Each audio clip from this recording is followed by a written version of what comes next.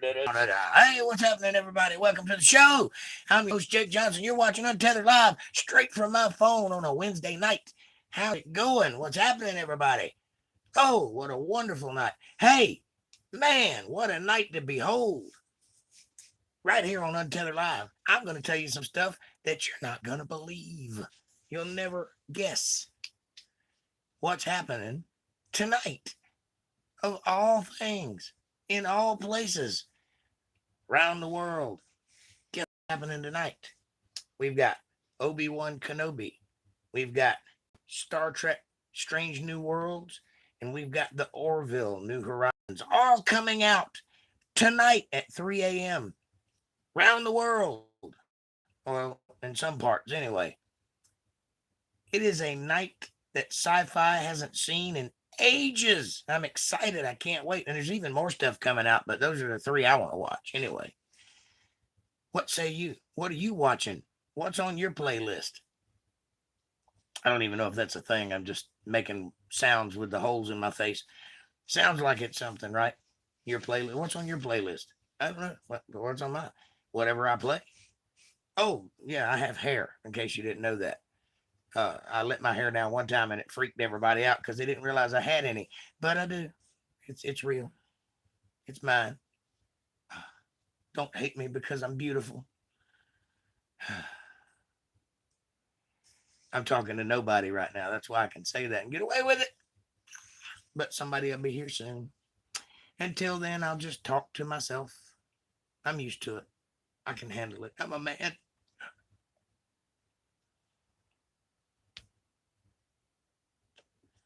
Where's everybody at? Don't tell me I finally ran everybody off. It only took 3 years.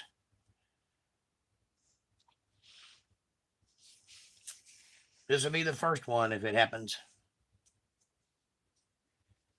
I'll wear it as a badge of honor if it does. Nobody showed up to the whole show. I was there all by myself. How about this?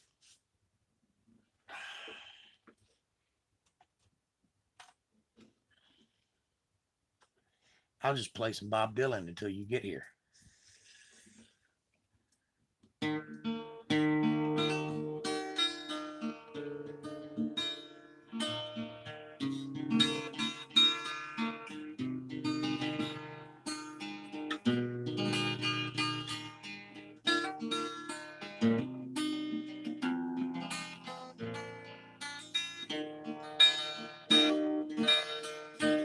When the rain's blowing in your face and the whole world is on your case, I would offer you a warm embrace to make you feel my love. Evening shadows and the stars appear. There's no one to dry your tears. I could hold you for a million years, make you feel my love.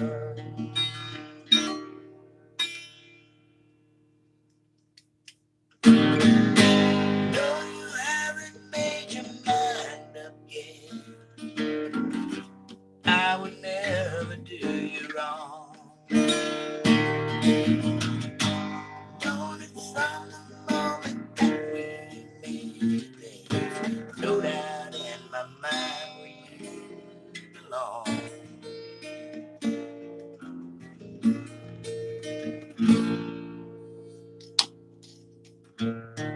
There is nothing that I wouldn't do.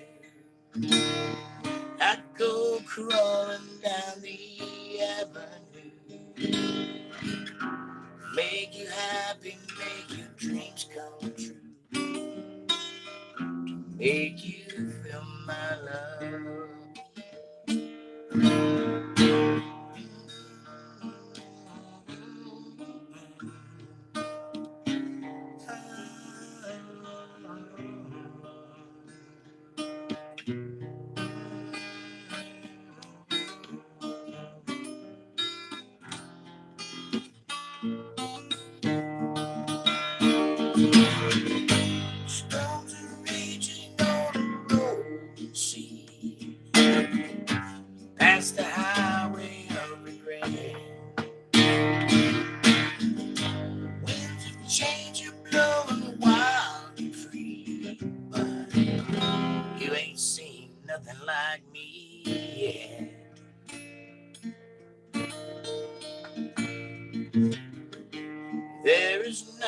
that I would do.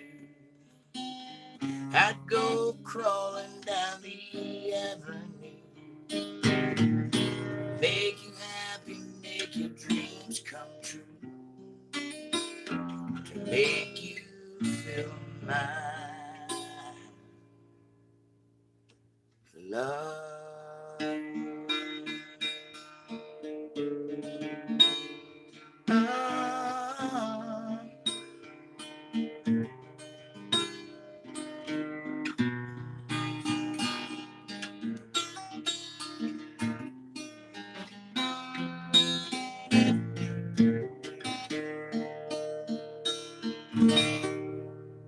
Little Bob Dylan for you, get the night going. Hey, what's happening? Welcome to the show. How are you doing, one person? Who's with me? I got my hair all down, playing some Bob Dylan, singing fairly well. Not as good as it could be, but I'm getting there. I mean, damn. I had a great show on Tuesday. We went out to a place called Nash in Greenville, North Carolina, and we set up and we played and we booked the place reportedly twice a month for here on out. That's pretty good. That's a pretty good compliment. What a night to behold it was. It was Jake Johnson Band in rare form, only it wasn't the Jake Johnson Band. It was Wylder Creek, and I wasn't the front man. I was the side man doing the front man stuff on the side, so that would make me side of the front man. Anyway, I can't do my thing anymore, so I got to hire somebody to, stand in my shoes and do my thing for me. So that frees me up to do some other things, which is pretty cool. It's a little getting used to, but it's working. Sounded good. Got some good video. I'll put it up later. And we were in rare form. Sounded great. I was happy. We're back. And we're pissed off. And it's going to be great. Anyway, what a night to behold. I wish you all were there. When we do a show, I'm going to stream it live. And you will be. How about that? Tonight at 3 a.m., Sci-Fi has a night to behold, the likes of which hasn't been seen since The Twilight Zone was on TV, the first one. Obi-Wan Kenobi, Star Trek, Strange New Worlds, The Orville, New Horizons, all three culminating in a once-in-a-lifetime event. 3 a.m., they're all coming out, and I'm watching every one of them. I'll be up all night. What a night to behold is what I'm saying. What's on your playlist? What do you want to see? There's other stuff coming out. Those are just the things I want to see that's coming out tonight. But there's other things, and they're good things. Some really, really good shows coming out. So tell me, what do you want to see?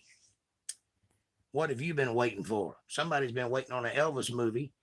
That's not tonight, but it's close. We're getting there. Kind of want to see that. What else? Oh, I saw a movie called The Atom Project. MVTV. You never saw The Orville, but you've heard about it. Well, are you a Star Trek fan? Because if you're a Star Trek fan, The Orville is the best Star Trek on television to date. You need to see it. It's great. It's fantastic. It's not at all like you would expect Seth MacFarlane to do. The first couple of episodes, yes, because they're finding their footing. They sold it as a comedy, so they had to do some dick jokes and whatnot. After that, it's pure sci-fi, and it's good. It's not all weepy and, judgmental and a bunch of girls telling you how sorry you are for being a human being and white. It's none of that. It's just great stories. There's a little bit of wokeness in it, but I mean, what's to be expected in today's world? But they don't beat you over the head with it. That's the good thing. Strange New Worlds, oddly enough, is actually turning out to be quite good also. Unlike the garbage fire train wreck that the Orville and Picard was. Garbage. I wouldn't waste a second on those two shows. They're horrible. But the Orville and Strange New Worlds, I give it a thumbs up. I recommend both of those shows. And we're only 3 episodes into Obi-Wan Kenobi, but so far it seems good.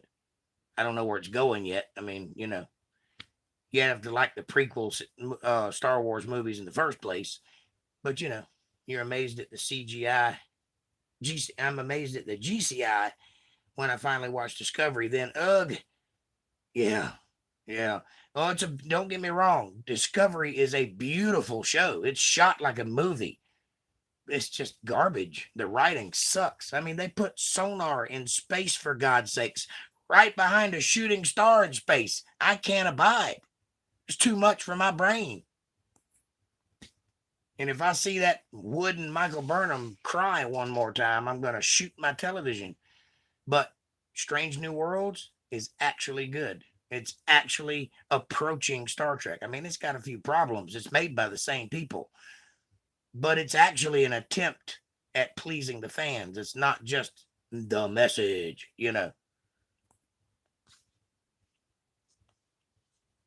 All the word I need. Thank you, sir. I appreciate that. I do happen to have excellent taste in movies and TV. I remember first debut of the Trek movie in KC, near riot when Kirk shows up in a shuttle window. Too bad that was a miss, but good looking. You talking about the 2009 movie, the remake?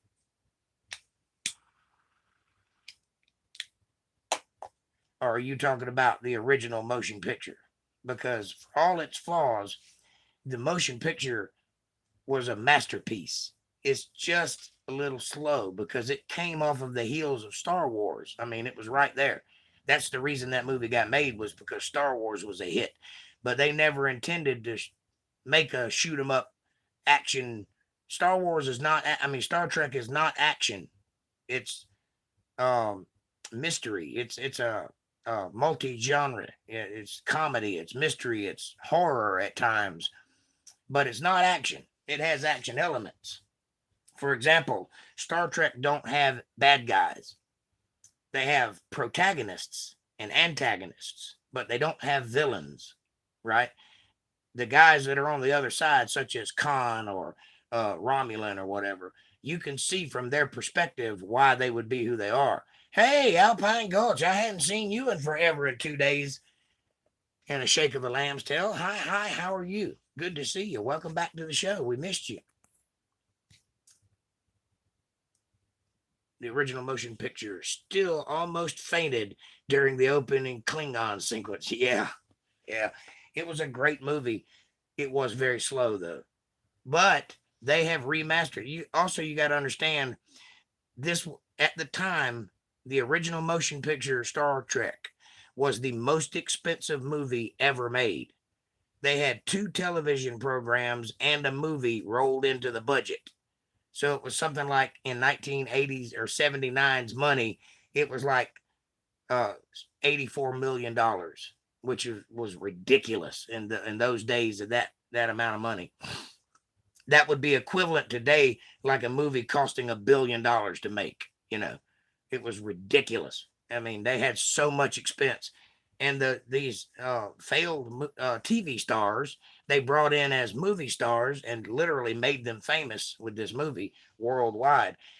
But the guy who directed it was the guy who did West Side Story, Robert Wise. And that is not the guy I would think to direct a sci-fi action movie, but that's the guy they picked. In a hot minute. Hey, thanks. Well, I'm glad you're here. Have you met MVTV? He's from your neck of the woods.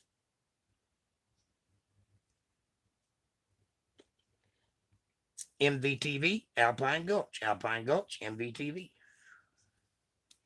Anyway, what was I saying? Oh, yeah. Star Trek, the motion picture, the most expensive movie ever made, the first movie to ever use special effects computer generated. The whole Genesis project, that whole sequence where they show the planet, that was the first practical CGI effect in a movie.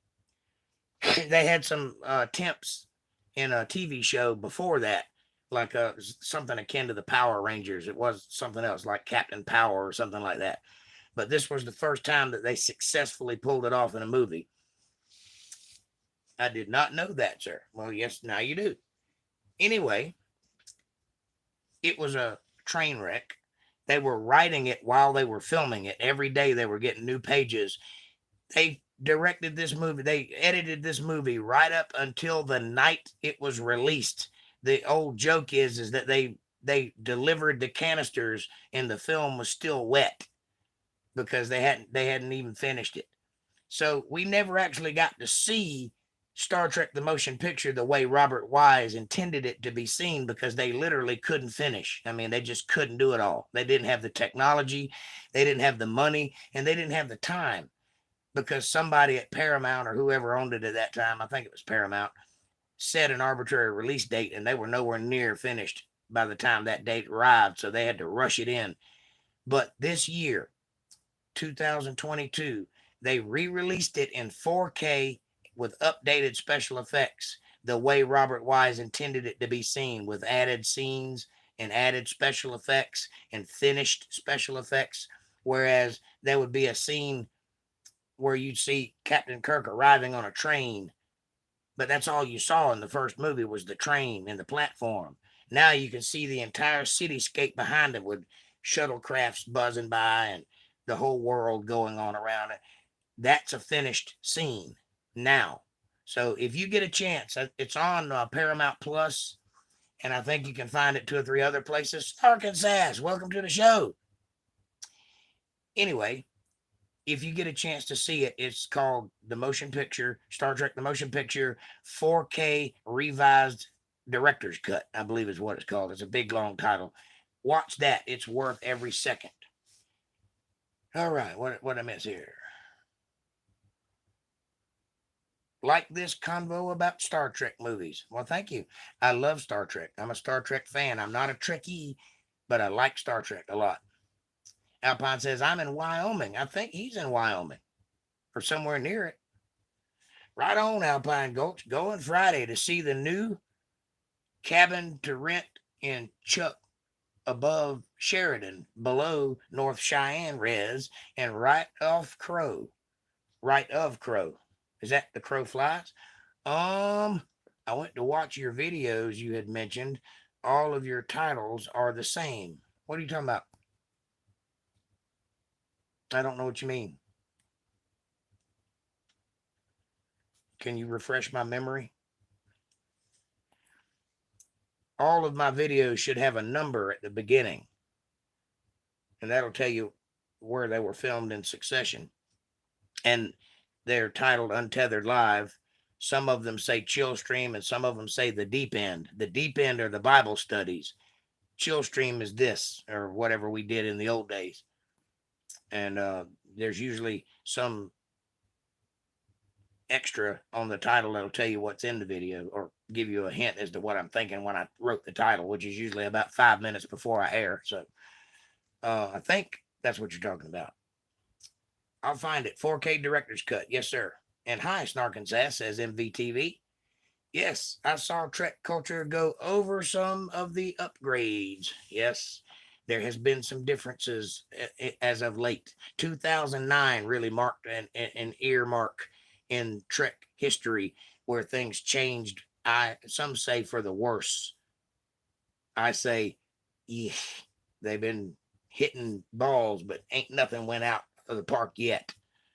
However, Strange New Worlds is looking good. We're 5 episodes in, and so far it feels like Star Trek. There's a couple of problems, but it's not woke. It's not got the message dripping off of every corner. It's real acting. It's real episodic TV. It might be worth investing in and watching. I'm watching it, so give it a shot. I don't know what number has what. I can't click every video to figure it out. What are you looking for? That might help. Trekkies for life. Yeah, that's my girl. Gotta love some Trekkies. I'm not brave enough to put on the costume and all that and go to conventions, but I really do love Star Trek. I've been watching it all my life. Excellent job done on remastering the original series. Very trippy to watch such good CGI. It is a little unsettling, isn't it? Because we saw it first time around, and now when we see it, it's like, whoa, that wasn't there before. Yeah, I know exactly what you're talking about, but I love them. I've got them on my computer right now. I watch one every night, just about it. Uh, Snarkin says, "What are you looking for in my videos? Maybe I can point you to a direction." I honestly can't remember what you're referring to. Maybe I told you to check something out. I don't remember. Oh, the debate with the friendly atheist. Okay, I can help you out. Go back all the way to almost the beginning in episodes 100 area, right? And it's titled Everything Wrong with Everything Wrong with Genesis. All of those videos are with the friendly atheist. Everything wrong with everything wrong with Genesis. You can search for it in the search bar if you want to. I believe it'll pull it up. I'm trying to remember another. Okay. Yeah, I don't remember either. I've got so many things going on, it's hard for me to keep up. Yes. Fan 2. Not the point of costumes either. Yeah, I can't quite go with the pointed ears and all. The Spock underwear is just not obvious. It only makes me feel pretty. Yeah, yes, sir. Yes, sir. Makes me feel pretty. I don't wear underwear, so we're good there. But um, anyway, I do love some Star Trek. You're sorry. That's just too much to hold down. You know what I mean?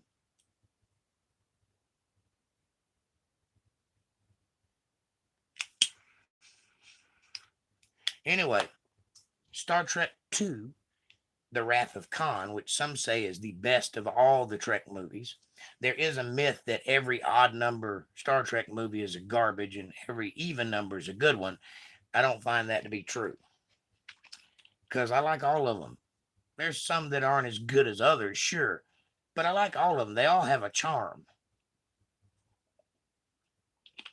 I am, of course, referring to the first 6 movies only.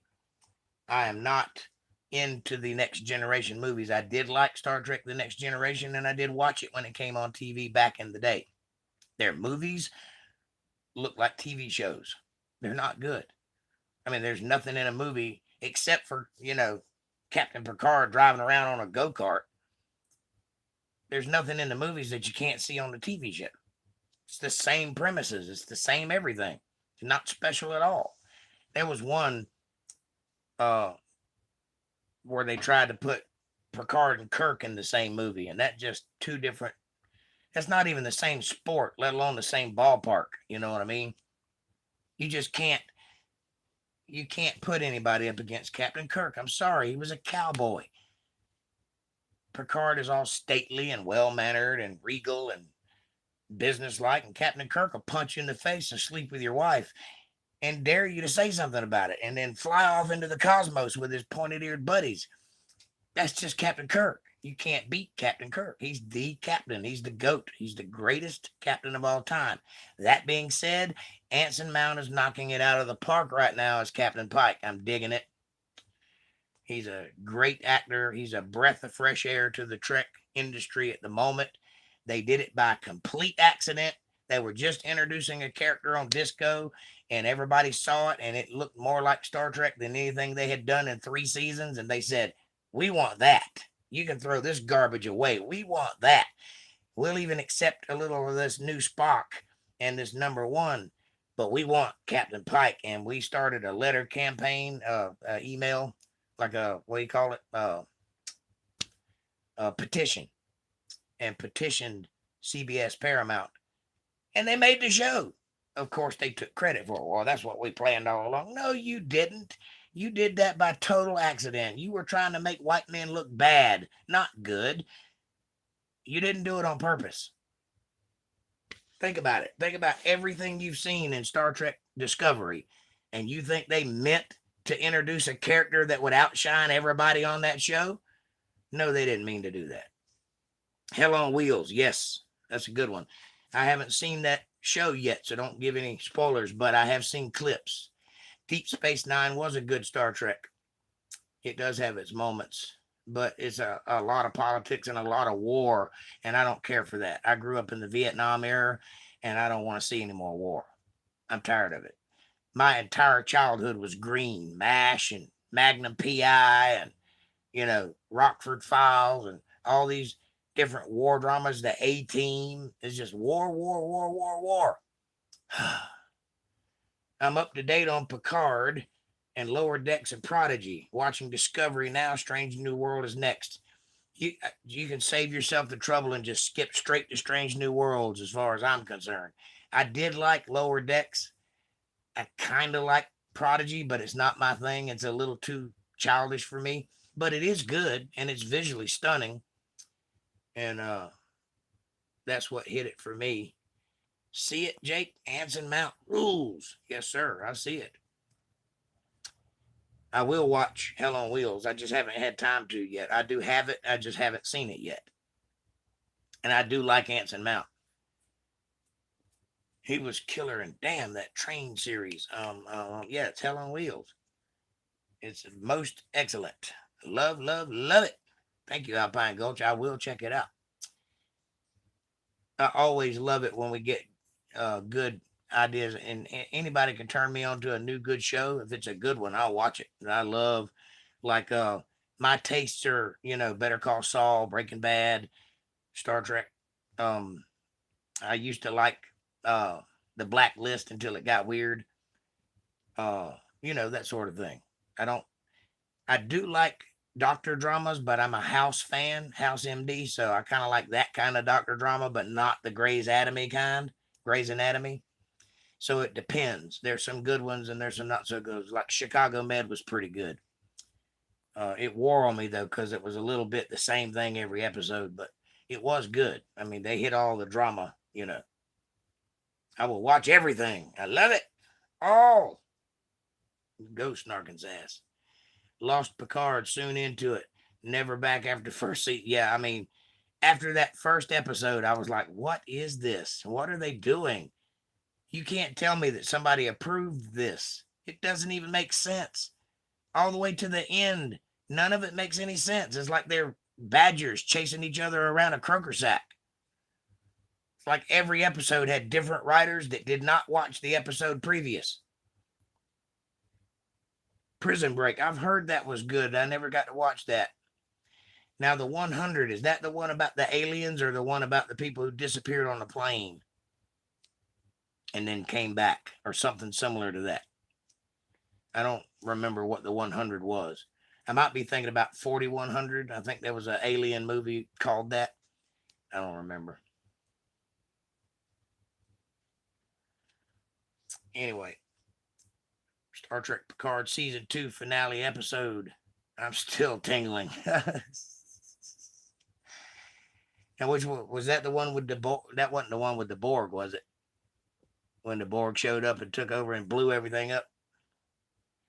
Hey, not to promo, but when stuck in East Glacier over winter in an RV, I redid the Doomsday Machine. Yes.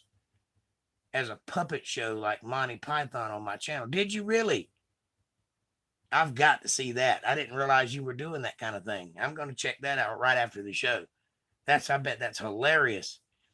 If it's as good as I think it will be, would you mind if I shared it on my channel? I'll put you right on up there. We'll have a critique on it. I love creativity like that. 4400, that's the one I'm thinking of.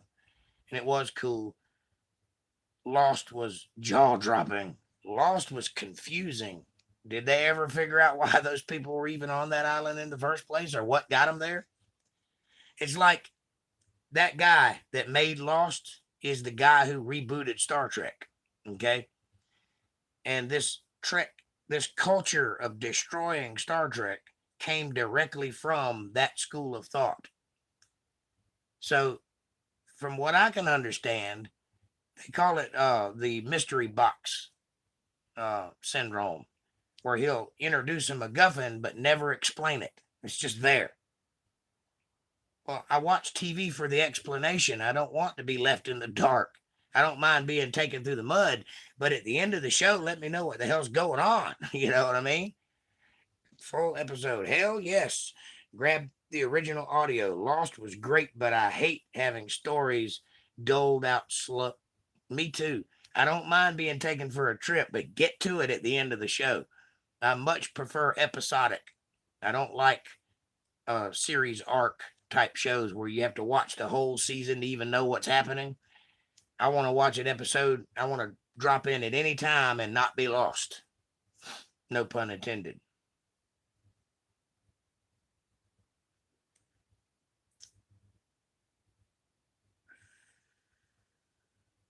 Or binge them all one by one. Yeah, that's right. Either way. I've probably watched the original series of Star Trek maybe 10 times in my life, all the way through. And every time I usually wait like 5 years or 6 years before I do it again. Every time it's like I've never seen it before. I mean, I see things that I totally forgot about. That show really has some staying power. I mean, it's dated. Of course, it's dated. It was made in 1966. Think about that. But some of those stories are every bit as good today as they were when they were first released. Star Trek has in no way been destroyed. It is stronger than ever and destined to be loved for the rest of time. I hope you're right about that. They have put a damper on it for me because of their treatment of canon. I'm a canon freak. As you can probably tell by my channel, I pay a lot of attention to details, which is why I'm able to do what I do. And when you write a show, I mean, I understand the compulsion to do your own thing, to make your own mark. But you're purposely making a prequel to Star Trek, which happened before Star Trek. You can't just start rewriting shit like it never happened. Because if you do that, then it makes the whole show worthless. It just undoes the whole thing. And that sticks in my mind. It bothers the hell out of me. It may not bother other people. I'm not telling you not to like it. If you like it, that's fine, but it bothers me. And I get a stick in my craw every time they do it. Like Star Trek Discovery having that spore drive. Well, I bet Captain Kirk could have used that a time or two. Now, this is supposedly taking place 10 years before Captain Kirk. Yet they have holograms on the Discovery. Holograms, which is a Star Wars thing, not a Star Trek thing. You see, those kind of things annoy me. That being said, the show is visually stunning. It is beautiful. I mean, they really have invented some new technology with that AR wall that they have. That's brand new technology, and they're using it in everything now. The new Obi-Wan Kenobi series is using that same technology, and it's great. And the actors are actually in the environment. They're not against green screen anymore. They actually have the images around them, so they don't have to pretend. They're there. So, yeah, there's that. But then there's this group of teenagers who have never watched anything that didn't involve a sparkling vampire writing Star Trek, which is a highbrow niche market. It is not, nor has it ever been, for everybody. It is a very particular group of people that like Star Trek. And guess what? In 1966, they made an adult Star Trek that appealed to children just the way it was. It didn't need to be a cartoon. Yes, they did make an animated series, but it was basically the original series drawn in cartoon. Even the aesthetic was exactly the same. And it won an award, by the way. Star Trek, even it was only one season long, 22 episodes, I believe. I think, yeah. And it won like 2 awards for best child cartoon or something. I don't remember what it was. Best drama on a Saturday or whatever. Anyway, and the music, obviously the music. The guy, can't think of his name. Is it Carnegie? I can't think of his name. The guy that wrote the theme for Star Trek. Anyway, he won all kinds of awards. By the way, did you guys know that female voice in the original Star Trek's theme, that's Uhura singing that part? Did you know that? She's actually an award-winning singer in her own right. And they even expressed that a few times on the show. What did you think of Enterprise, the prequel series?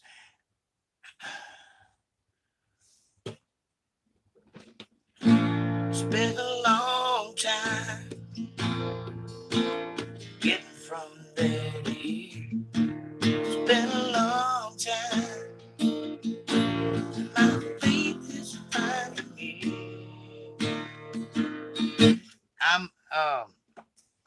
other side of that school. I actually liked Enterprise. I watched every episode all the way up to the last episode, which was terrible because they shoved Next Generation into it and they did not allow them to send themselves off with pride.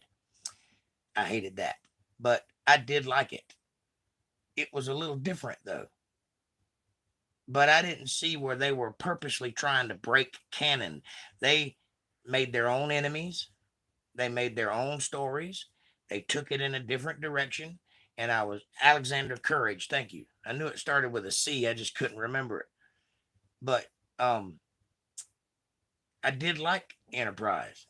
Back then, the song got on my nerves a little bit, but I kind of like it now. It grew on me. And I liked Scott Bakula, but my favorite was Trip. I like Trip and obviously T'Pol. I mean, wowee. Hottest Vulcan ever. But I didn't love Enterprise as much as I loved the original series, though. But I did like it, and I did watch every episode. Alexander Courage did the theme. Heard he also did the whoosh of the Enterprise opening sequence.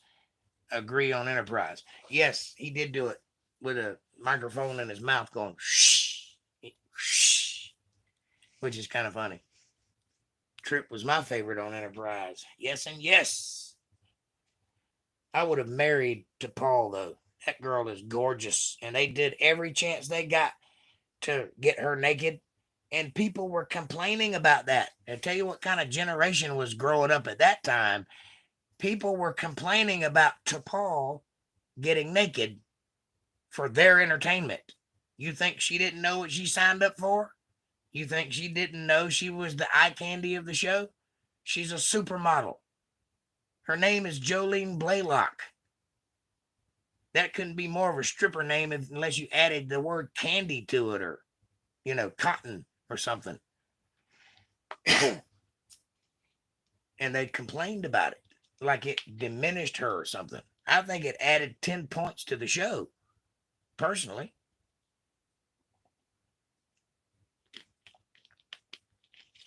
She was on Stargate? I didn't realize that. I think she's a good actress because it's hard to play a Vulcan convincingly. Leonard Nimoy really carved out a niche in the market for himself on that one. Nobody, and I mean nobody, has pulled it off the way he did. I did marry T'Pol. Let me bring her over. Hey, honey. Damn, hallucination. Well, I didn't marry her. We had sex a few times, though. She didn't know about it, but I was there. Scroll up, please. My retcon comment. I must have missed it. Let me look. Yep, I'm a lifelong Trekkie. Since being on YouTube, I have devoured commentary, documentaries, reviews, etc. That must not have been it. Let's see. Retcon is sometimes irritating. Yes, it is. But ultimately necessary when real world time span is as immense as Star Trek's. I understand that, Snark. But again, I stress, you purposely decide to make a prequel series and say emphatically, this is in prime timeline. This is not a retcon. This is in the timeline. We insist. You can't break canon. You can't do it. You could say this is an alternate timeline. You could say these are different characters. You can say we're in a different century. You can call it something else, and fans will love it. The minute you say that it's in timeline, you have to follow the rules. You can't write yourself out of the corner. You're hobbling yourself because we've got 60 years of established Star Trek, which, by the way, did its fair share of breaking canon on its own. I'm not being hypocritical here. I'm just saying there are certain things, such as a mock time, where Vulcans have to go through every 7 years. They go through Ponfar, which is they're in heat. And they'll go crazy if they don't make it to their lover and have sex. And so they end up fighting to the death because when he gets there, T'Pring, his betrothed, doesn't want to marry him, right? She wants to marry Ston, the other Vulcan who has property and houses, but he's on Vulcan where she's at and not traipsing about the galaxy.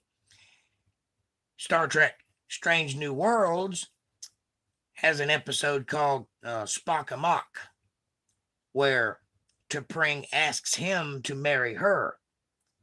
They were betrothed since children, according to Star Trek canon. So you can adjust canon, but you can't break it outright. Saying that T'Pring asks Spock to marry her while they're both adults, and then they proceed to make out like teenagers, is the exact opposite of a betrothal at childhood. That's like the Indians do. They pair their children up, and then when they grow up, they become married, because it's about property and status. It has nothing to do with love. And if you're a Vulcan and you don't have emotions, that would be how you would do it. And that's established Star Trek lore, right? You cannot rewrite that. Every fan in worth their salt grabs their hair and wants to pull it out when they do things like that. They introduced the Gorn 10 years before Captain Kirk fought the first Gorn ever seen by human beings in Arena, episode Arena. At that time, that was the first encounter humans had ever had with the Gorn, and it's the only time they were ever mentioned in the series. Now they're the big bad of the show. 10 years before it happened. Those kind of things you can't do if you're going to insist that you're in canon and you're in the timeline. If you want to call it an alternate universe, you could do whatever you want to do, and everybody will love it because it's like an Elseworlds thing. But you can't say you're part of the tradition and then tear it up. Damn, that was a good episode too. Yes, Uhura and Kirk were the first interracial kiss on TV. Not true, but they were the first in America. I think that belongs to somebody from Britain, but I don't know who. I did know, but I've forgotten now. But it was a different race. It wasn't white and black. It was like Puerto Rican and white or something like that. But the first in America was most definitely them. That's what retcon is, having to adjust canon. Yeah, I understand that. But you understand what I'm saying, too. I'm not saying anything that 10,000 other pundits haven't said. Yes, you can. Okay, we agree to disagree. There's no problem. We can be friends and not agree on something. I remember that episode. Wild. Yeah. Yes, shocked too to discover Lucille Ball greenlit Star Trek via Desilu. Yes, they're the ones that encouraged Star Trek to be made, and Mission Impossible was filmed across the hallway from the soundstage that Star Trek was filmed on, the first one.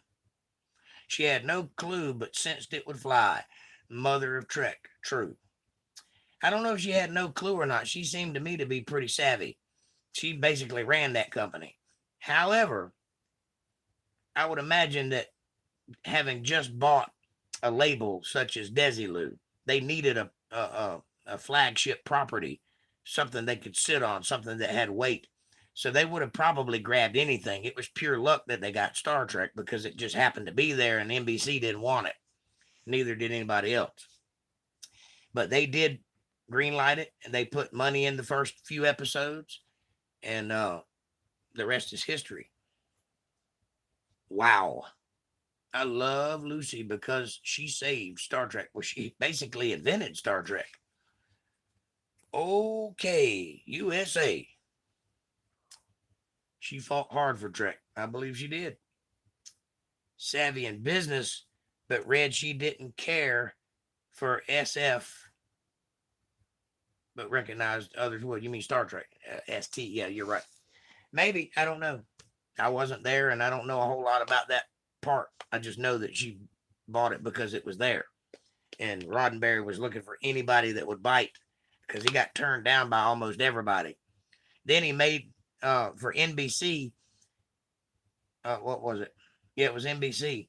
They made the pilot episode, The Cage. And it was so far ahead of its time. It was so cerebral. They were like, where are all the cowboys at? You promised us wagon train to the stars. We're not buying this. So he had to recast and remake Star Trek a second time. And that's when it got on TV through Desilu. But I don't think if it wasn't for her standing up for that second filming, I don't think it would have ever got off the ground. Because to say the least, they were not impressed with that cerebral shit, that heavy sci-fi stuff.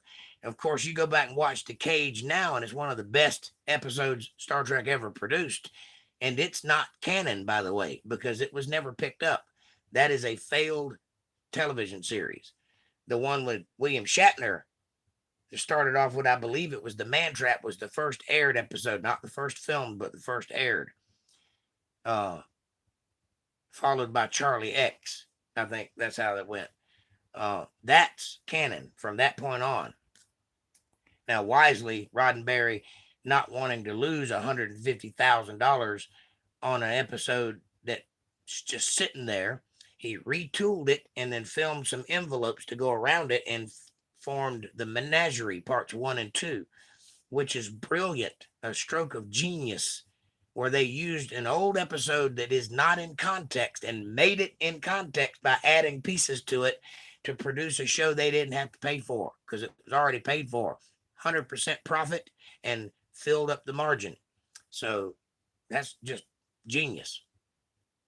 And I'm glad they did it because I like The Cage. Now, granted, ending than The Cage, but because it's in context with the show. Whereas the original, The Cage, Vina gets a image double of Pike and they live happily ever after, and then Pike goes off and continues to do what he does. But in the Menagerie, they don't show that because the whole point of that show is to get Pike, who's already been hurt and in the wheelchair, beeping yes or no, to Talos 4 to be with Vina. So they cut that part out. The rest of it's pretty much as it was aired. Off topic. Were you being serious when you said quicksand isn't a real thing? Yes, I was. The number of people who have died in quicksand-related accidents are 0 to date. And there was a period in time where that was pretty serious, and everybody has a strategy how to survive quicksand, and nobody has ever been in quicksand. That's not to say liquefaction isn't real. There is a thing that happens when too much water filtrates through dirt and it shifts, kind of like when you're in the ocean and you can feel your feet sinking in the sand, or if you stand in one spot for about 30 minutes and you're halfway down the beach and don't know how you got there. That's liquefaction at work. And it has different, I've seen buildings sink into the ground because of it. But quicksand, I've seen no evidence that it's a real thing, in all honesty. And I grew up in the woods, so sci-fi. Oh, let's see. In that video, I have her portrait on one of the screens, and a common question is, why her? Why who? Vina? Are you talking about Star Trek or Desilu? Though I thought Menagerie was the pilot or the intended pilot. No, The Cage was the intended pilot, and it got knocked down. They didn't want it, so they recast. They got rid of Jeffrey Hunter and Majel Barrett, and they hired William Shatner and a couple of other people. They also got rid of Hoyt. Can't think of his first name. Gregory Hoyt? No, John Hoyt. The old man that played the doctor in the first one.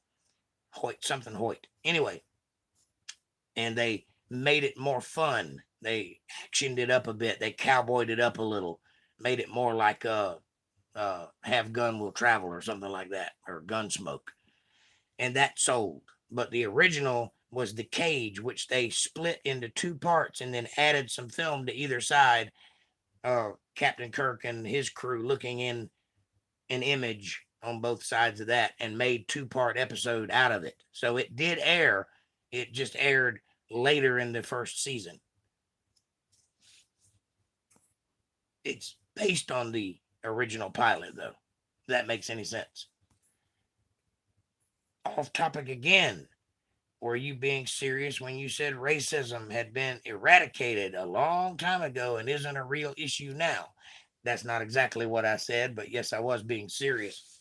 What I said was when I was a kid, the top five people on television, the top five entertainers were all black. They joked about it. We had white people dressing like black people. They were called wiggers. Do you remember that period in time?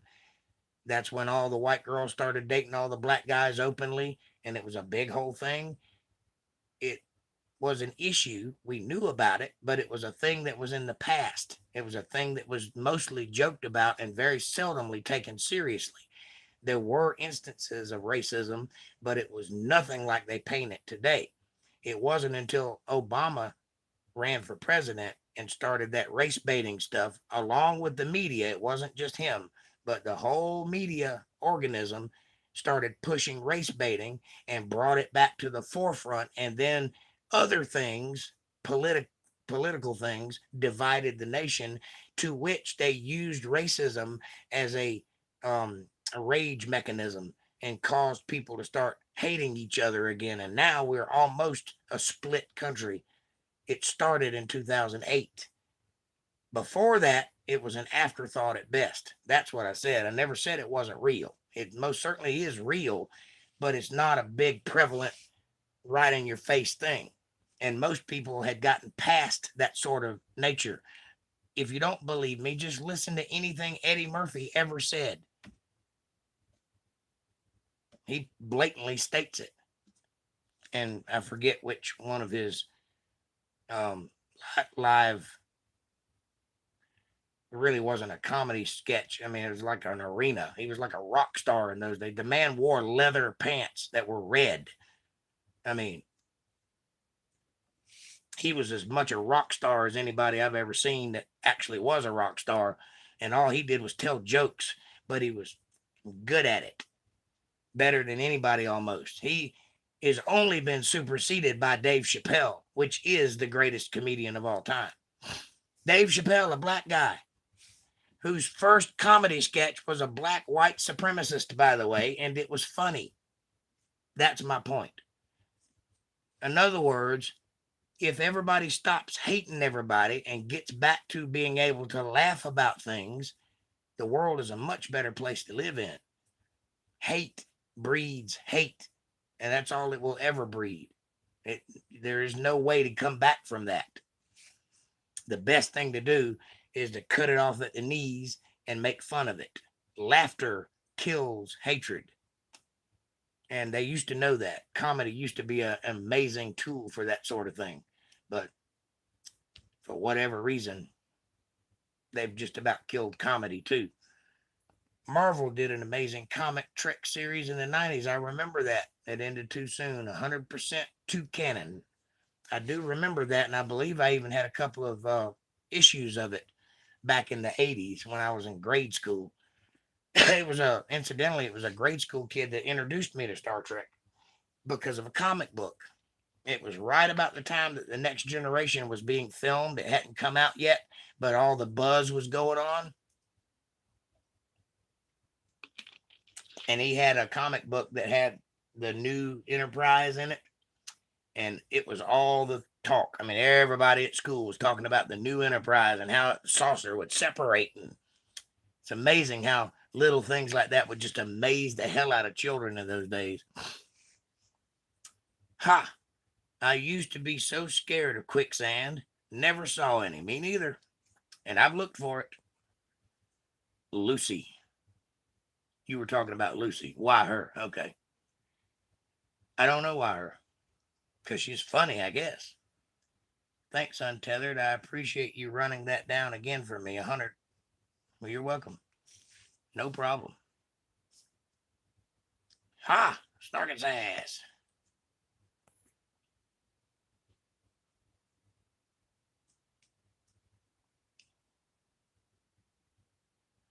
And by the way, I do a lot of podcasts, 4 a week for the last 3 years, and talk no less than an hour at a time, there are bound to be things that come out of my mouth that I don't even believe. You just have to pay attention to what I'm saying. I usually have a point, and it's usually pretty close to correct, but I say a lot of things. You can't talk for 2 hours and not stream of consciousness something, you know, something, yada, yada, the force. Anyway, that's just the nature of talking. Because believe it or not, it's difficult to continuously talk for 2 hours without running out of things to say, especially if you're a misanthropic person such as I, uh, standoffish type, what do you call it? Stoic. I got into the letter column of that Trek series. Tickled me to no end, the letter column. Are you talking about the comic book? Where they have like a write-in kind of thing? I don't remember that. I've made a tagline using those two topics and a couple of others as inspiration muse. Cool.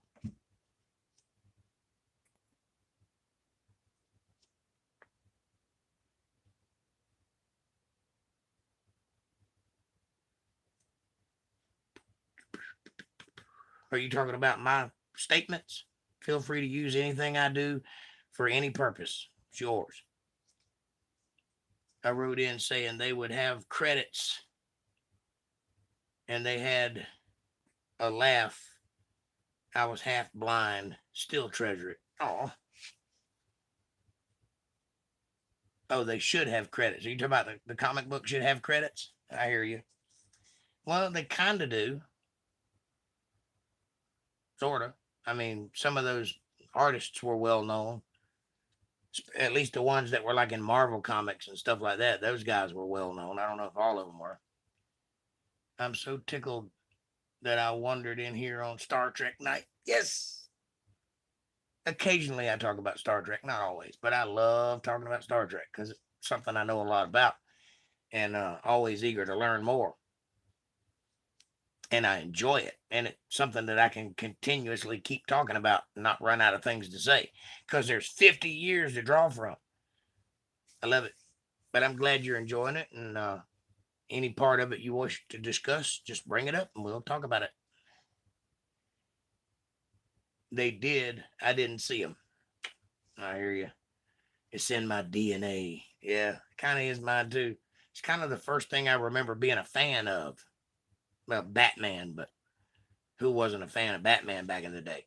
But something I took seriously that was on TV. You always watch cartoons on Saturday morning. Remember that? Wonder whatever happened to that. That was great. And after school and stuff like that. And you'd see the Jeffersons and the A-Team and Rockford Files or whatever was on. But the first thing that actively captivated me that I could not miss an episode. I ran home to make sure I was there to watch it and was eager. And then once a year, they would have what they called a Star Trek marathon. Do you remember those? Where they would play all the episodes back to back, nonstop, and largely commercial free. I mean, they have commercials in between the episodes, but back to back Star Trek for like 48 hours or however long it took to get through all 3 seasons.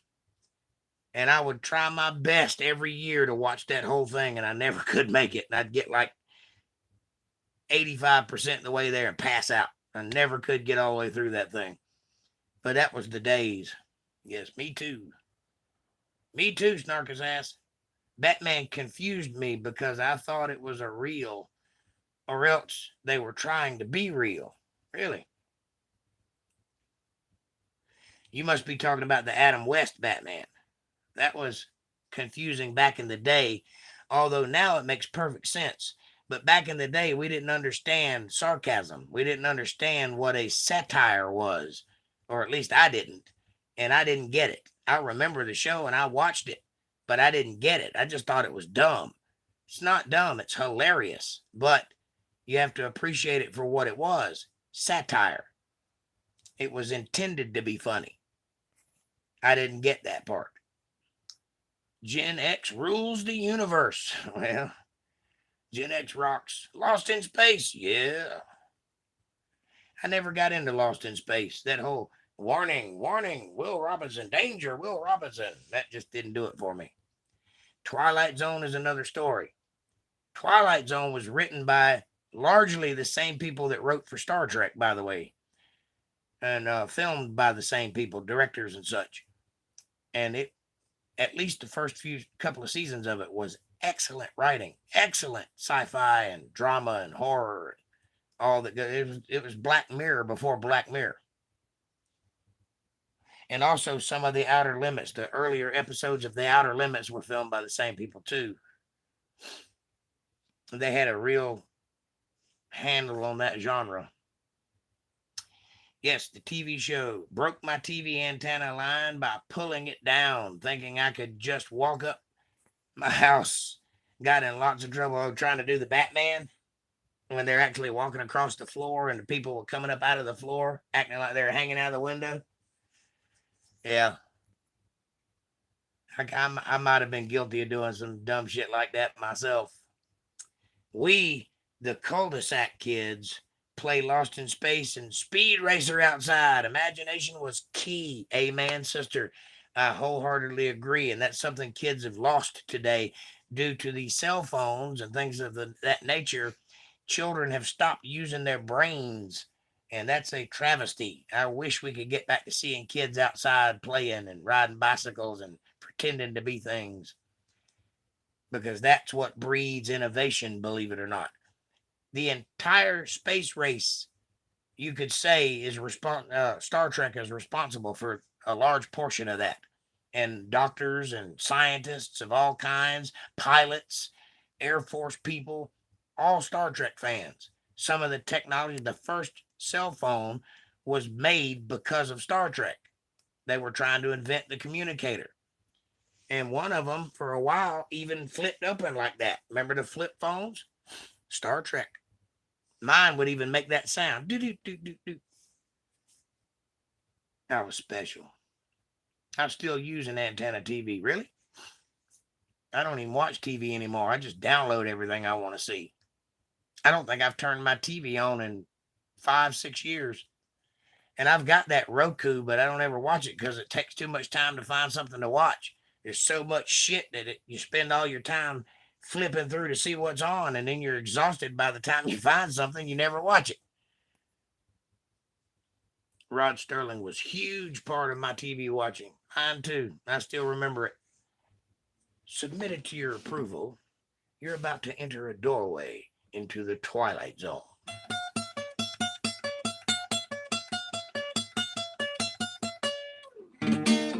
Yeah.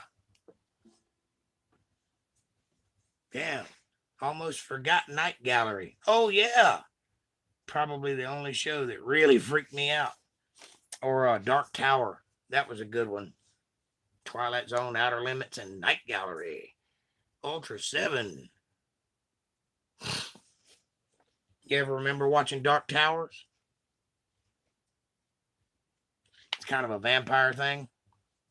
Or Love at First Bite, which was a movie, by the way, not a TV show.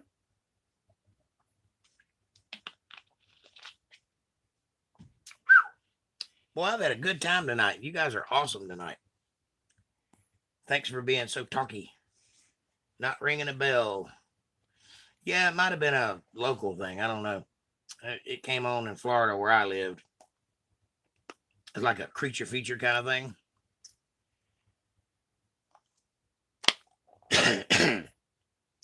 Right, don't watch or turn on the TV much. Good for tornado alerts. Yeah. Dark Shadows. That's right. You're absolutely right. I was thinking of Faulty Towers. Dark Shadows. You're right.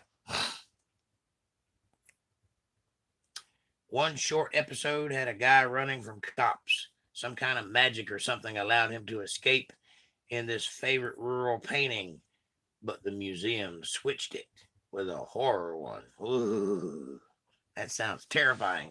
Got shades of Gray. What's his name? Something Gray.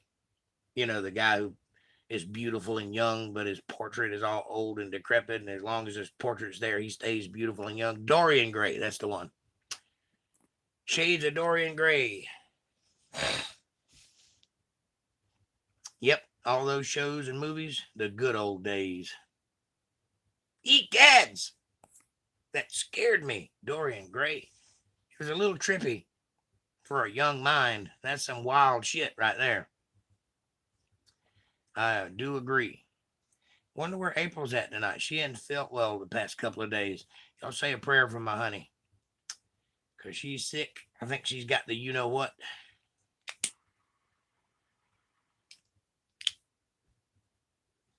Wow. Wowee. I'll tell you what. There was definitely some good stuff in the old days that I longed for. Because they just don't make them like that anymore. They just don't. And I think it's because the days preceding that were all about being literary. You know what I mean? It's all about higher education and reading the classics and understanding the hero's journey and all that good stuff. And today it's like, well, let's write another Harry Potter. Whatever. I don't think there's a lot of higher education going on in Hollywood right now. But I think that's why some of those old stories were so damn good, because they were based on 1,000-year-old techniques, writing techniques.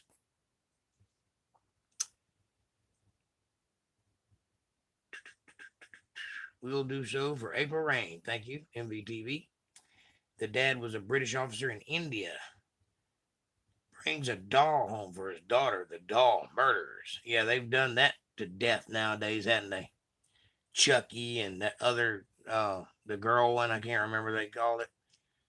The recent movie. What is that called? I barely even wanted to see it. April is a sweetie. Healing hippie vibes, April. I think she'll pull through. She's right in the thick of it right now, though. Sick as a dog. Or at least that last I heard last night. Or night before last she was. She might be getting ready to get better, though, I hope. Wasn't too long ago her husband had it, or her boyfriend. Her betrothed. Her fiancé. Her baby daddy, mama daddy.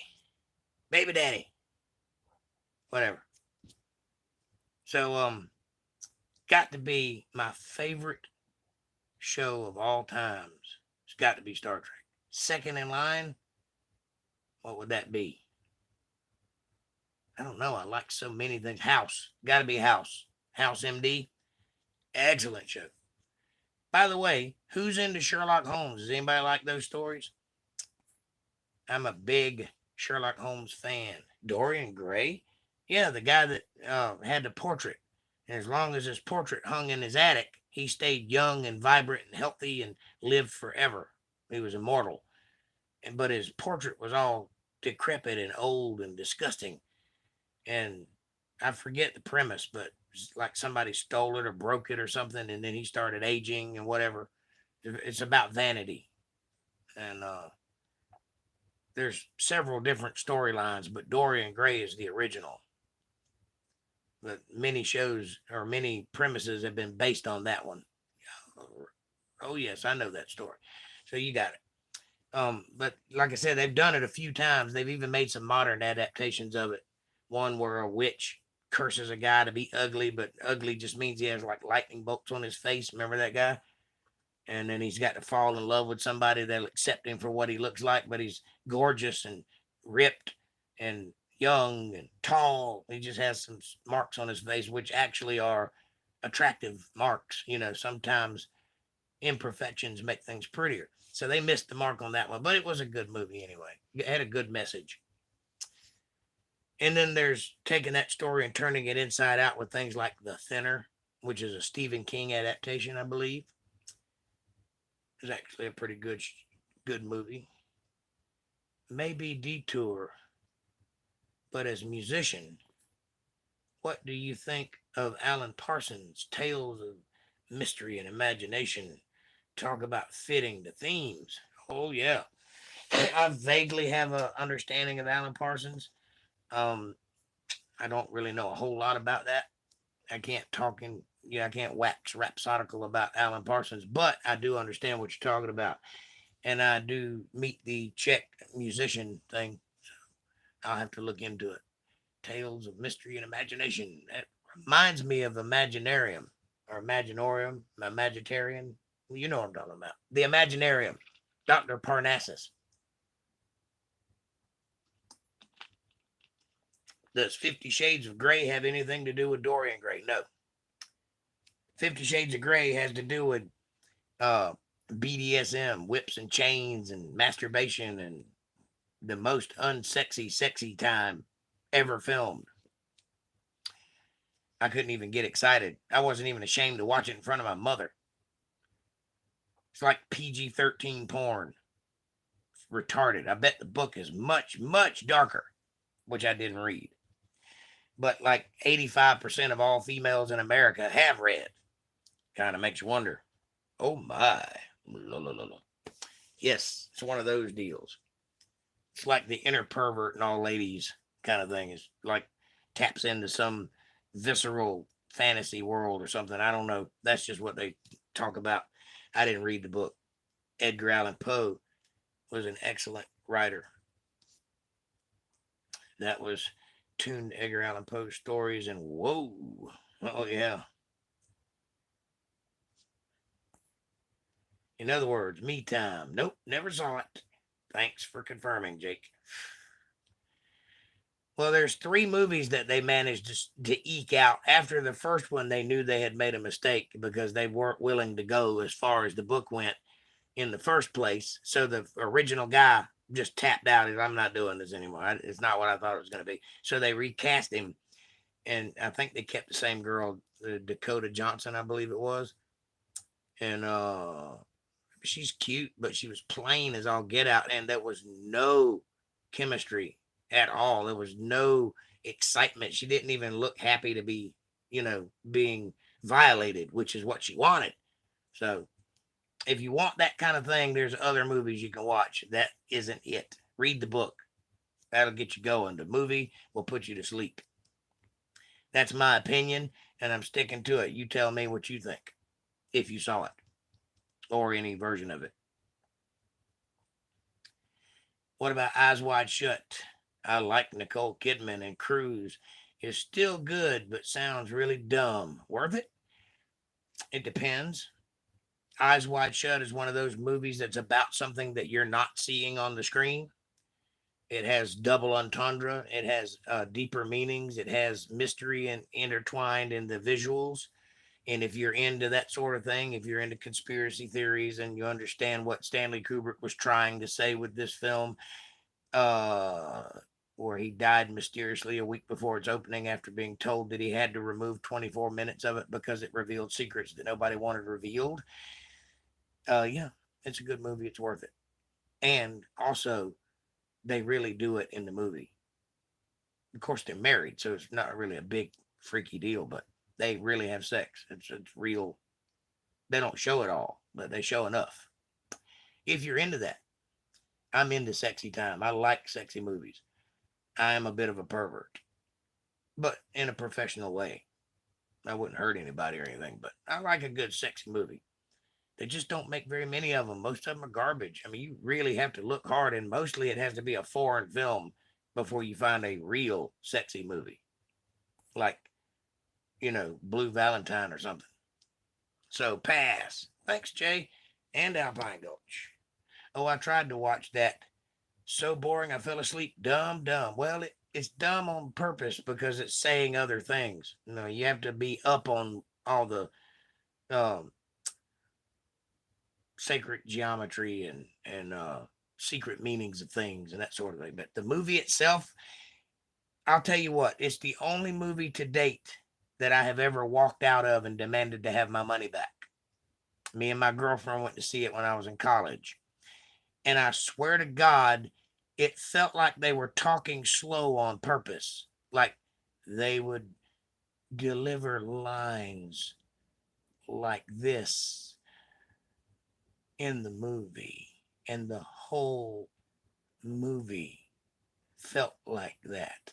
And I was like, Jesus Christ, one shot of Nicole Kidman's titties is not worth the price of admission.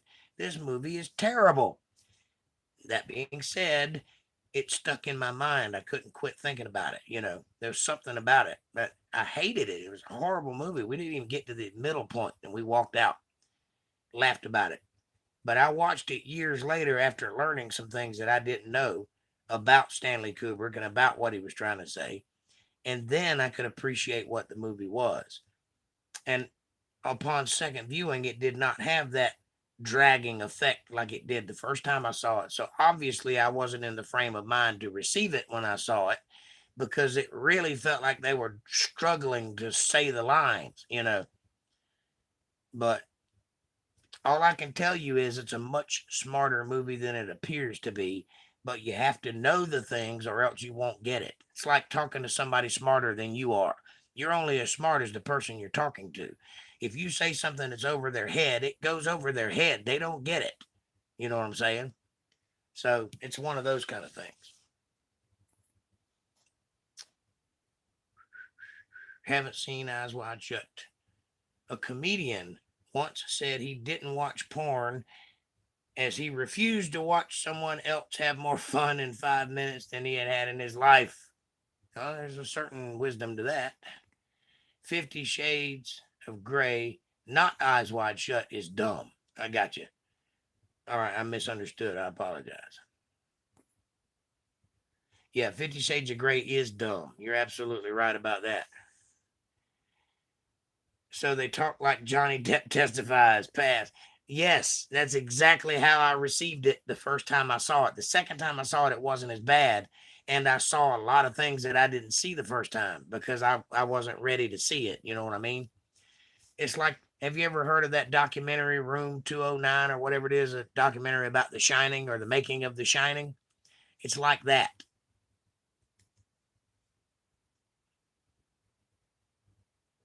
And once you see it, I mean, Stanley Kubrick was a genius. He was a mathematician. He did like long calculus in his spare time for fun. That's what he did to amuse himself. And he knew a lot of things. He was tied in with NASA and did quite a few things that most people would never understand. He was a perfectionist. You listen to somebody like um the guy that played Jane on Firefly. What's his name? Something Adam Baldwin. You listen to him talk about filming Full Metal Jacket, and he said that if your foot wasn't facing the right direction, he would make you take the whole scene again because it had to be perfect. He was every frame. He was making a masterpiece, he was setting up a photo shoot for every frame. Said if your eyes weren't in the right direction, he'd make you do the whole scene again. So he was like a perfectionist. He'd do like hundreds and hundreds and hundreds of takes for one word to come out right, you know. So when you watch it knowing who Stanley Kubrick was and what he was trying to do, it takes on a whole different meaning. And then you can enjoy it for other reasons. The movie itself, though, not that good. It's not even that interesting. It is mildly amusing, though. So you will get something out of it. Would mushrooms help? It probably would, Alpine. Now that you mention it, I think you're onto something there. Do a little microdose and watch that, you'd probably be tripping balls. I was surprised I liked Moulin Rouge with Nicole Kidman. I like that movie too. But that's a rare movie, though. I mean, they went all out. That's more than just a musical. I hate musicals. I'm using the word hate here about musicals. I hate them with a passion. But Moulin Rouge was different. I don't know why it was different, but it was different. And it was a good movie. It was very well put together. Avoiding Moulin Rouge 2. But I will try now. Musicals are annoying for some reason. I agree with you 100%. I do not like them. But Moulin Rouge is a good movie. It is well done. Mushrooms would help with anything. Maybe not the Passion of the Christ. No, you need to see that fully awake and paying attention. That's a great movie too. You know, I was interviewed on the news after watching that movie up here in North Carolina, local news. They got me as I was coming out. I was a local celebrity at the time, so it was kind of par for the course. But they got me going in and they got me coming out and had me give takes on it. And they asked me all kinds of questions and asked me if I thought children should watch it. I'm like, it's rated R. I mean, if you want your kids to know the truth and be traumatized, yeah, by all means, if you think they can handle it, let them watch it. But it's rated R. If you want kids to learn about this sort of thing, take them to Sunday school. When they get older, show them this movie. If you've seen The Passion, you know what I mean. It is very intense. Alpine says, I hate musicals too. I think Grease and Moulin Rouge are the exceptions. Everything else, I hate it. And I probably wouldn't like Grease now, but I liked it back in the 80s when I saw it. Cool. Now, if I could just find some shrooms. Well, first you got to find the cows.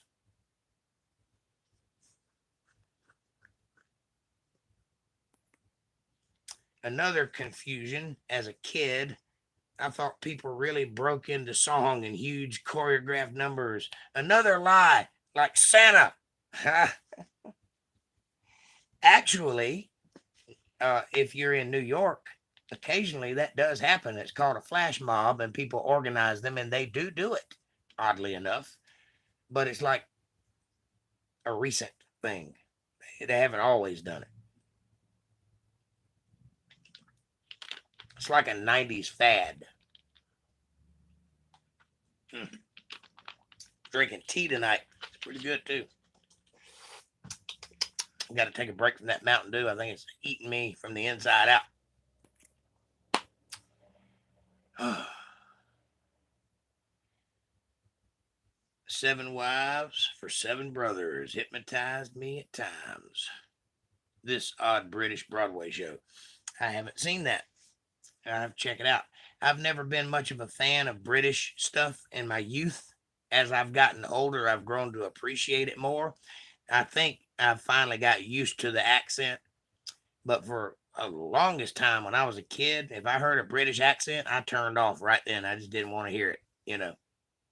But I've since grown into it, and they make some pretty good shows, movies, and such.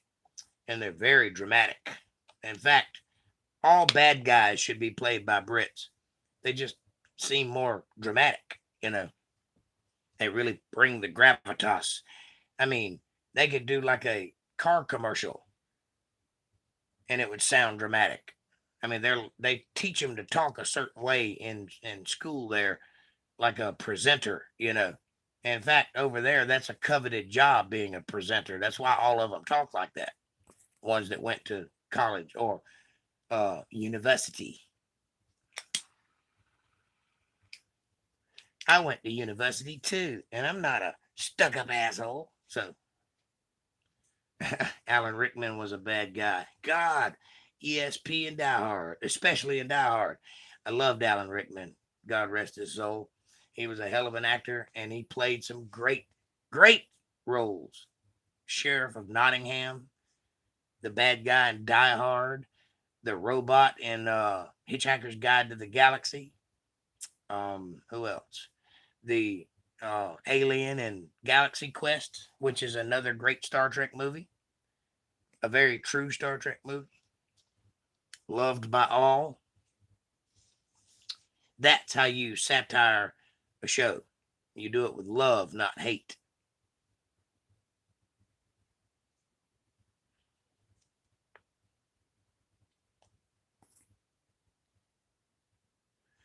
Chess is another great one. Chess? I don't think I've seen that. Why a spoon, my lord? Because, you twit, it'll hurt more. Forgot about Sheriff of Nottingham. Ha! Yes.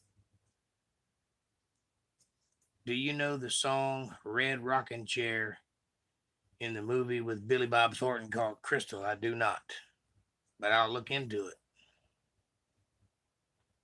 I like Billy Bob Thornton, but I haven't seen Crystal. What's it about? Monsters Ball, if you want to see Billy Bob Thornton's ball.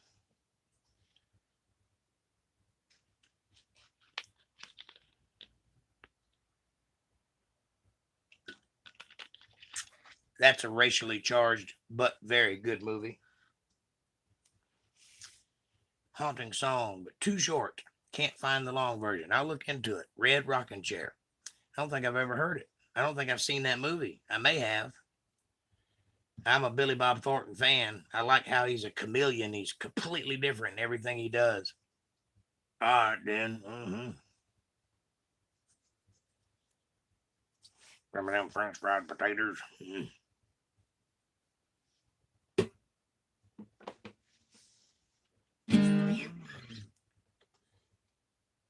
You guys want to hear a song? What you want to hear?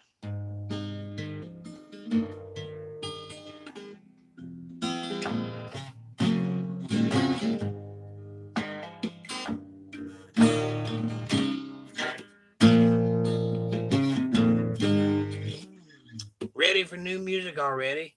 On the list. Thanks. Downloading everything from Sade. Love her. I don't know who that is. To old rock to Afro funk. Afro funk? Sade. Who is Sade? I don't know who that is. It's good. Then you must see Crystal. I'll look into it and I'll check it out tonight. I've got like 3 things I got to look into tonight already.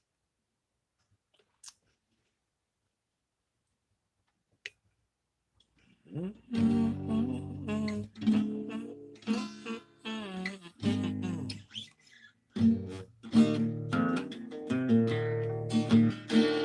gonna try to squeak through this song.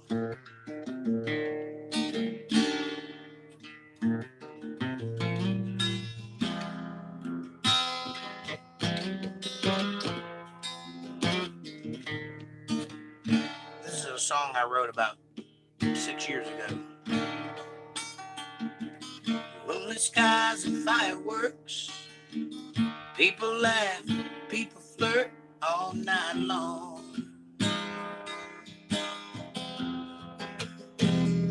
But I just stay.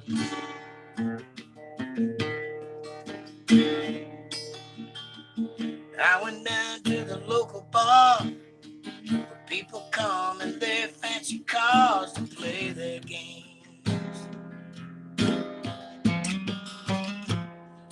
I just stayed.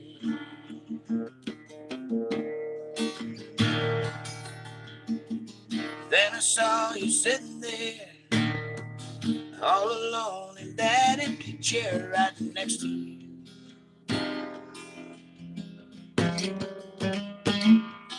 Fell in love. Oh, baby. You looked down and you took my hand. You said, boy, I hope you understand that not a girl that needs a man. Got my life, all my plans, and if you were there, you'd just be in my way. It's right at the top there. I almost didn't make it. Girl, it ain't gotta be like this. I'd give you everything for just one kiss. I don't care what you say. Fell in love with you anyway. Oh, Elizabeth, took my breath away.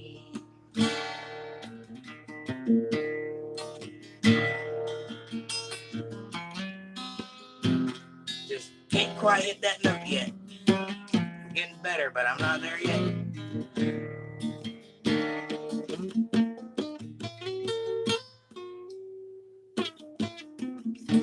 Anyway, that's one I wrote. One day I'll sing it for you in the right way, but I ain't there yet. I'm still healing. Woo! Smooth operator. Fan. Thought a bit too much, but damn. She's ultra cool and amazing and all. Nothing can come between us. Video style defined. Okay. Well, just a wannabe compared to Jake, of course. Huh? You got this, Jake. I'm so close I can almost hit those high notes, but they're not quite letting me do it yet, these vocal cords. It makes me mad. But as long as it's low, I can sing it all right. But there was a while I couldn't do that. I was pure squeaking. I had no vocal range, but I'd say I'm about 45% back to normal. I got a ways to go, but I'm getting there slowly. And unfortunately, I ain't written any low key songs except for them pills and pills and damn pills. Gotta get my prescription filled. Them pills and pills and damn pills are gonna lead me to an early grave. Well, I went to the doctor to get me some. Went to the pharmacist to get it done. I was sitting in the parking lot and took me some, and I feel so much better now. Yeah, my hands are sweating and my knees are weak. I can't eat and I can't sleep. Skin is crawling like I picked up fleas. Coughing, sneezing, burning up when I'm freezing. I guess I took a couple pills to get back up on my feet. And I do it all over again. Spoken like a true addict.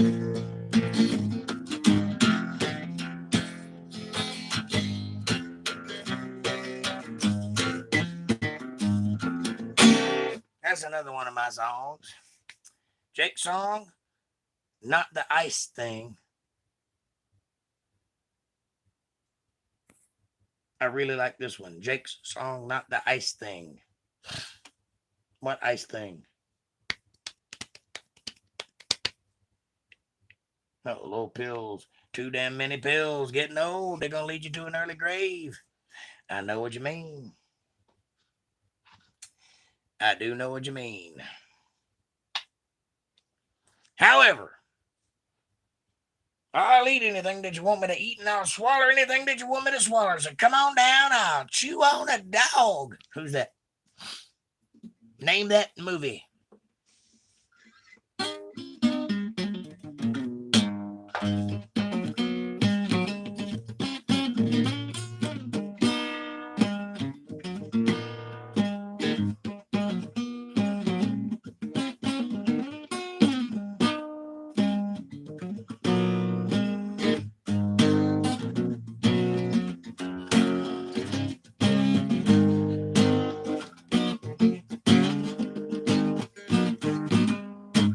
Come on, it's Beetlejuice. Beetlejuice. That's a good movie, too. Completely nonsensical, but good nonetheless. Hey, won't you guys do me a favor and hit that subscribe button and press the bell icon so you get notifications of when I'm going to be online and when my new videos drop? Hit that like button. It's right in front of you. It's free. It's effortless. It takes nothing. You just push it, and it really does help the channel with this algorithm thing. So please do that. Share this video with somebody you love. Better yet, share it with somebody you don't love. Bring them into the family. Make them part of the fold. Be part of the solutions, not part of their problems. Leave a comment down below and let us all know what you're thinking about. Question me, curse me, bless me, challenge me, confront me, conform me, drink me Kool-Aid. Drink your own Kool-Aid as long as you're thinking critically. That's what I want. Critical thought coming from that brain of yours. And hey, if you dig what I'm doing, you like the music, you'd like to support the channel or help out in some way, help me keep the lights on, or you just like to pat me on the back and say, hey, nice job, Jake, you could consider supporting the channel by going to paypal.me/Jake Johnson Band. PayPal.me/Jake Johnson Band. Every little bit helps. It's a win-win. It's a blessing for me. It's a blessing for you too, because God notices these things. And I do appreciate it, and we'll do everything I can to be worthy of it. Feed Jake. I've been a good dog, and I need little kibbles and bits in my bowls. Feed Jake. He's been a good dog. He's my best friend right through it all. So if I die before I wake, feed Jake. If I die before I wake, feed Jake. He's been a good boy. It's worth it. Make you feel like you're doing something good. And I work hard for my money. Hard for my money. All right, enough of that. Okay, if you said we can use your content, I'm adding that to each of my videos. If I didn't respect you that much, if I didn't respect you that much or thought I could get away with it. Well done. Hey, I think that was a compliment, but yes, you're welcome to anything I make. It's fine. Throwing corn puffs at the screen. Come on now. It's not that bad. I got to make a living, brother. I got to eat too, you know. However, it's free. You're not required to do anything. It's just a nice gesture if you should want to. There's a way to do so. If not, you know, some people like to do so and some people don't. I've had guys been watching me for 3 years, ain't never give me a dime, and that's quite all right. I do this because I love you. I don't know. Oh, VJ. I read that already. Smiley face from Alpine. Thank you, sweetie. I am grateful for all of your attentions. And if you find something especially interesting that I do and you'd like to use it in some of your content, all I ask is that you give me credit when you do it. Put a little, this came from Untethered Live in your comments. I mean, description, whatever. That's it. That's all. We don't require nothing. Just have a good time and make sure other people have a good time, because ultimately that's why we're here, to have a good time with each other. I play for you and you play for me. And I'm definitely checking out that Star Trek thing. That's going to be great. MVTV, could you explain that one more time? You used the show Doomsday Machine, excuse me, and remade it how? You did what now? I support all real people. These streams give me hope. Those in chat as well. Thank you all. Thanks for tolerating my overboard, assuming you do. Of course I do. And you're not overboard at all. And by the way, I love having you here. You're great people. Good people is what I collect good people. I'm trying to be a good people. You know, I do this Bible thing twice a week for people's souls, you know, for the education of the heart. I don't expect to get anything out of it. That's my contribution to mankind, and hopefully it'll do somebody some good. I don't care if only 2 people ever watch me, or 30 people, or whatever. I don't care if I get famous. It doesn't matter. What matters is I have something tangible to leave my children, and you can use it to leave for your children. It's there. It's all correct. I'm not trying to get one over on anybody. I'm just trying to understand what it says. I think that's a good thing. Wednesday and Friday, that's for us grown-ups who just want to let our hair down and have a good time and talk about Star Trek or whatever. Hopefully it's doing the intended purpose. Yes, in video, list easy, made on backgrounds, live action puppets. That's what it was, puppets. Cut out of old Trek books. Sweet. Totally dumb like Monty Python. It gets better later and honored. I'm going to enjoy it. And if you don't mind, I'll share it.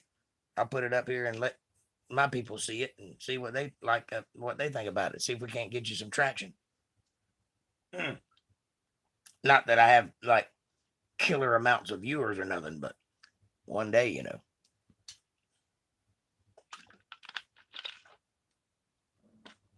Now tell us about hanging out with David Allen Coe. You're already famous. No, I'm not famous. I'm famous in my own head. Let's see.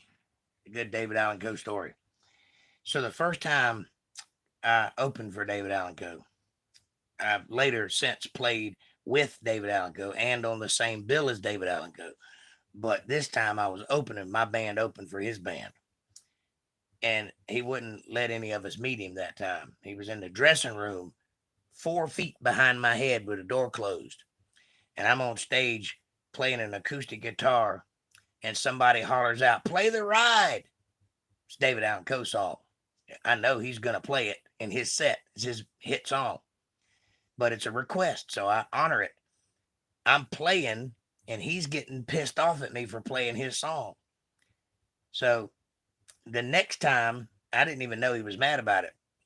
The next time I played in the same event as him, he walks on stage and plays 2 songs and leaves. And the owner comes to me in a panic. I've got 500 people here waiting to see David Allen Coe, and he's gone. What am I going to do? I said, well, I'll tell you what you're going to do. introduced me, and me and my drummer would go out there and do it. But the rest of my band had already left, so it was just me and my drummer. And we went out there, and I said, "Hey, just lay back and keep a beat. I'll do the rest." And I grabbed an acoustic guitar, and I sat on a bar stool, and I sang David Allan Coe songs all night long, and we had the crowd going. It was fantastic. Most money I ever made on a show in one night was that night, and everybody said that I did a better job than his drunk ass could. It was a good night, but he put us in a real bind that night. That's the kind of asshole David Allan Coe really is. Great songwriter, fantastic singer, not a very nice man, and also kind of freaky. But I'm a fan, so I put up with that kind of thing. How you like that story? Playing his song was an honor. Guy's missing something. I agree. Because I was thumbing from Montgomery.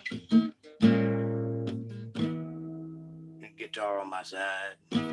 When a stranger pulled up beside me in a long white Cadillac. That's the song. He was dressed like 1950, half drunk and hollow-eyed.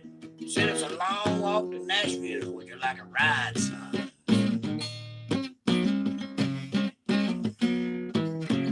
I sat down in the front seat, turned on the radio.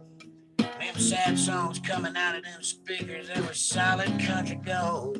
And I noticed the stranger was ghost white pale as he asked me for a light. I can't sing it. I can't hit the note. He said, "Can you make folks cry when you play and sing? Have you paid your dues? Can you moan the blues? Can you bend them guitar strings? Or can you make folks feel what you feel inside? If you're big star bound, let me warn you, it's a long, hard ride."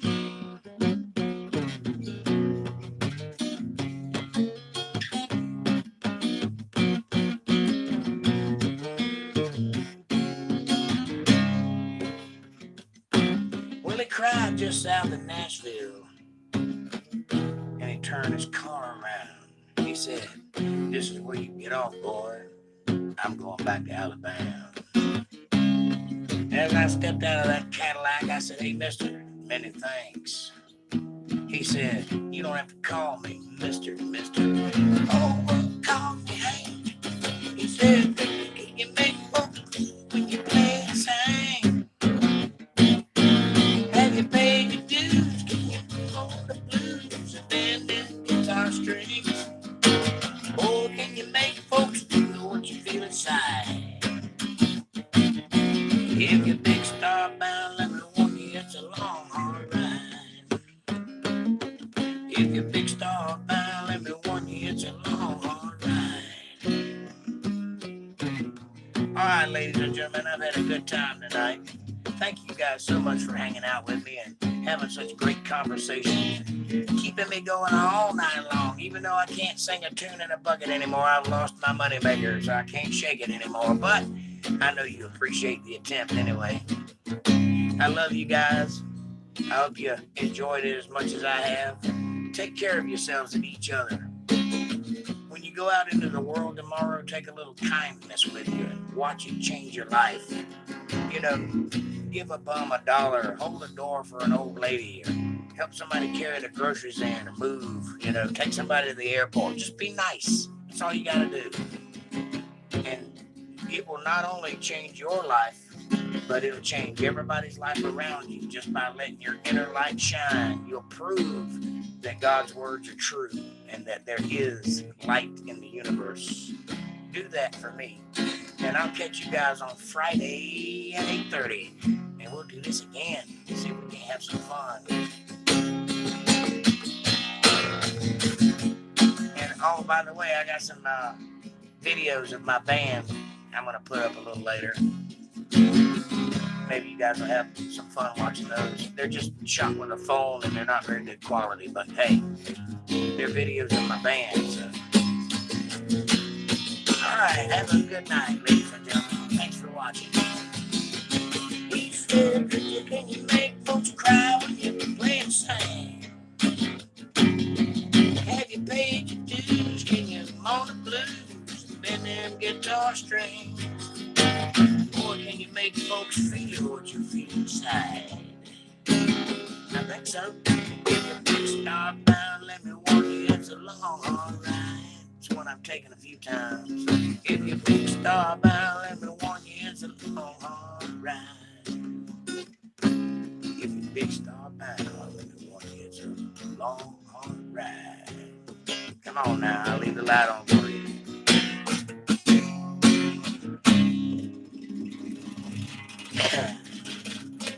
All right, that's it. That's my concert for tonight. Sorry about the croaking and scratching, but I'm getting there. At least I can do something anyway. It ain't great, but hey. Night. I love you.